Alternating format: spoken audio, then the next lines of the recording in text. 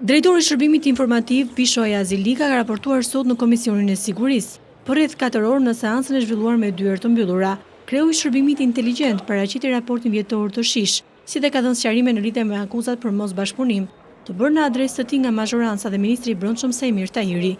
Pas daljes nga komisioni, deputetët e mazhorancës nuk kanë dhënë shumë detaje për çka u diskutua, por sipas deputetit socialist Piro Lutaj, nga raportimi u pa se në shërbim nuk shkon gjithçka mirë. Gjatë raportimit të tij dhe debateve në komision, dolën edhe problemet që ne vazhdojmë të qëndrojmë se në shërbim jo gjithçka shkon mirë. Majoranca dhe kuvendi është duke ushtruar kontrollin parlamentar në shërbim, sepse edhe diskutimi i sotëm është pjesë e përmbushjes atributeve kushtetuese që ka kuvendi dhe në mënyrë të veçantë Komisioni Parlamentar për të ushtruar pikërisht kontrollin parlamentar mbi shërbimin. Ndryshe nga të majtë, deputeti demokrat Flamur Noga, njëkohësisht dhe nënkryetari i komisionit, deklaroi se në raportimin e kreut të shërbimit u pa se akuzat e ministrit të Brendshëm nuk qëndrojnë.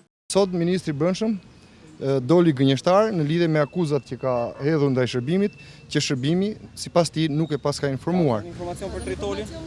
Informacionet për Tritolin dhe për gjithçka i ka dhënë të bollshme, vetëm janë 317 informacione që i ka dhënë vetëm për këtë periudhë, 4 mujore afërsisht, rreth 30 sa për periudhën më përpara, të detajuar për grupe kriminale që merren me trafikun e Tritolit, për grupe kriminale që merren me trafikun e minave. Por pas kësaj deklarate të Nokës, kreu i Komisionit të Sigurisë Spartak Brau ka reaguar duke quajtur atë spekulativ dhe jo serioz.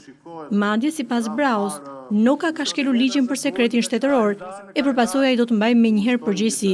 Zoti Brau ka konfirmuar gjithashtu se nesër komisioni do të shqyrtojë dhe do të vendosë për kontrollin parlamentar ndaj SHish nga një grup deputetësh që do të caktojë komisioni.